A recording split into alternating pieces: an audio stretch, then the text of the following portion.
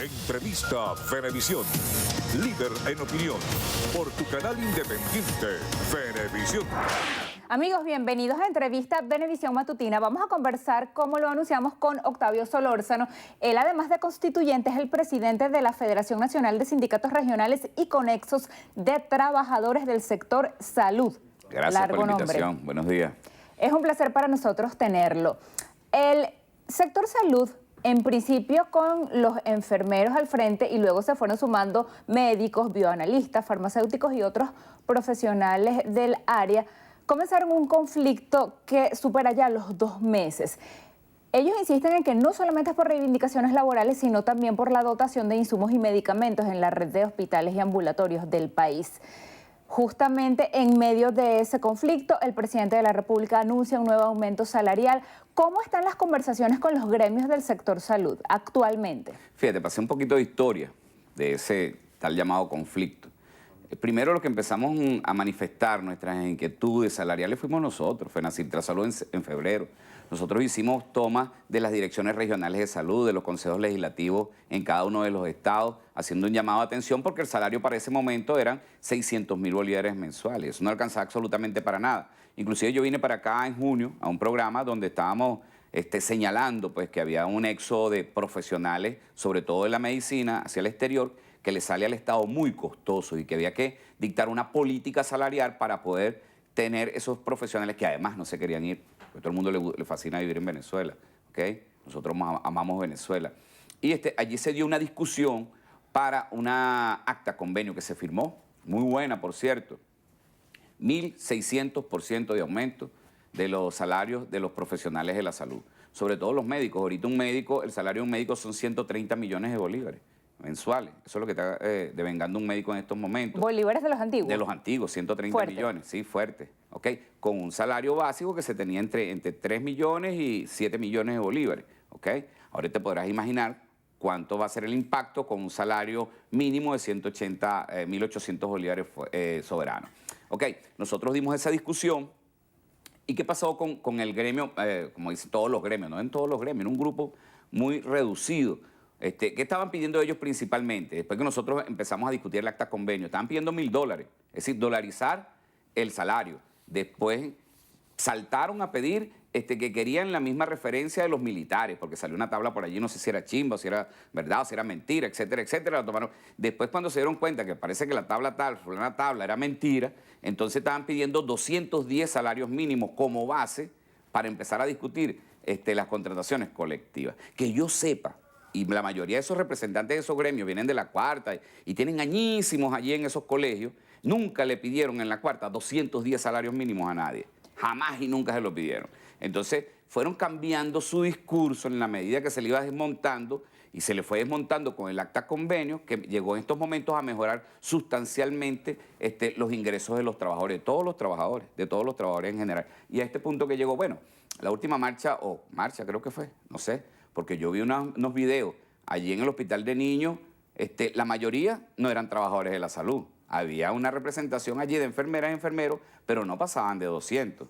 A mí me dijo la presidenta de la Federación de Enfermería que ella tenía 30.000 afiliados en la federación, pero no movió ni el 10%, ni el 1% lo movió. Entonces, ¿qué está sucediendo allí? Que ahí no hay liderazgo, eso es mentira. Entonces, llamaron también a un paro ilegal, porque para yo ir a un paro en materia de salud, tiene que aprobármelo el Ministerio del Trabajo. Y además de eso, señalar los servicios que son emergencias y que no se pueden paralizar. Eso nunca sucedió. Ahora, ¿qué sucedió allí?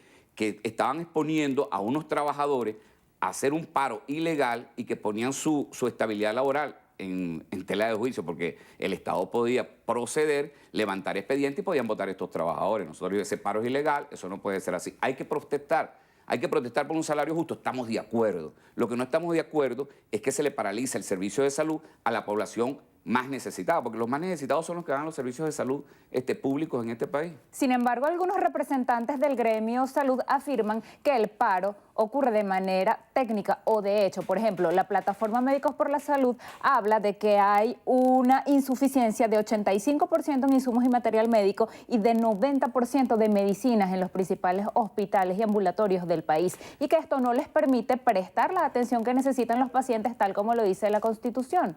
Sí, fíjate, la plataforma, pues, no sé de dónde salió esa plataforma y no sé de dónde salen sus datos. Yo te puedo decir que es el 100%. Yo te puedo decir que es el 100%, pero tú me puedes decir, bueno, tú estás mintiendo. Yo le puedo decir a ellos que están mintiendo. Te voy a decir algo. Ahorita, con el cambio de presidente del Seguro Social, el director de Recursos Humanos fue al Llanito con el director del hospital y estaban los almacenes full de insumos, full. Y el director tenía en su oficina forrado de insumos. ¿Qué hacían esos insumos en esa oficina? ¿Por qué no le daban salida a esos insumos que tenían en el depósito? Cuando fueron a la emergencia, los médicos remitían a los pacientes, a los familiares de los pacientes, a comprar fuera porque que no había insumos. Fue votado el director, por supuesto, porque ahí hay lo que hay una práctica deshonesta. Algo está ocurriendo allí. No sé si es que están machaqueando con los insumos, comercializando por otras vías con los insumos o jugando a crear la crisis en el sector. Yo sí lo que sí creo, porque nosotros inclusive fuimos a uno de estos almacenes robotizados. Había insumos, en esos almacenes robotizados hay insumos. Ahora, ¿qué es lo que está pasando allí? Yo creo que ahí tiene que venir el poder popular, las comunidades organizadas, meterse en esos hospitales, visualizar si existe o no existe insumo y asumir parte del poder, que es lo que nosotros estamos planteando y venimos planteando desde el Congreso de la Patria en 2014. Eso es bien importante hacerlo allí y que se haga transparente. Fíjate, nosotros el año pasado, CEFAR mandó al clínico un lote de medicina y de insumos. ¿Y qué hicimos los trabajadores? Nosotros con un grupo de trabajadores que tenían allá, fuimos directamente cuando llegó el camión y empezamos a tomarle fotos y empezamos a supervisar las descargas de esa medicina. ¿Y quién se opuso? Se opuso la coordinadora de farmacia y se opuso la directora del hospital. No, que ustedes no pueden estar aquí, ustedes no pueden meterse. ¿Cuál es el sentido del secreto? Ahí no hay ningún secreto de Estado. Esos insumos tienen que ser de dominio público. La comunidad tiene que saber qué fue lo que llegó al hospital. Tiene que saber la comunidad en qué se gastan esos insumos, cómo se distribuyeron esos insumos, si se distribuyeron verdaderamente en operaciones, en atención al paciente, en distribución y dispensación de las medicinas.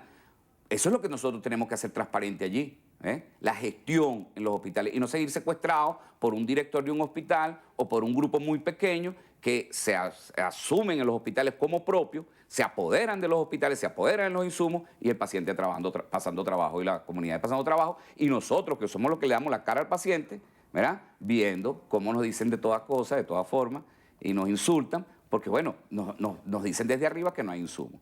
Por eso nosotros estamos llamando ahorita a un congreso y vamos a la base para transformar esas direcciones de esos hospitales. Y estamos planteando desde la base que esas direcciones de hospitales no pueden seguir siendo unipersonales. La dirección de los hospitales fracasó la figura unipersonal. Tenemos que crear una especie de colectivos de dirección de los hospitales dentro de la gestión de los hospitales, dentro del diseño de las políticas públicas locales de salud. Y eso está en la Constitución y en las leyes que dejó el presidente Chávez de la participación popular.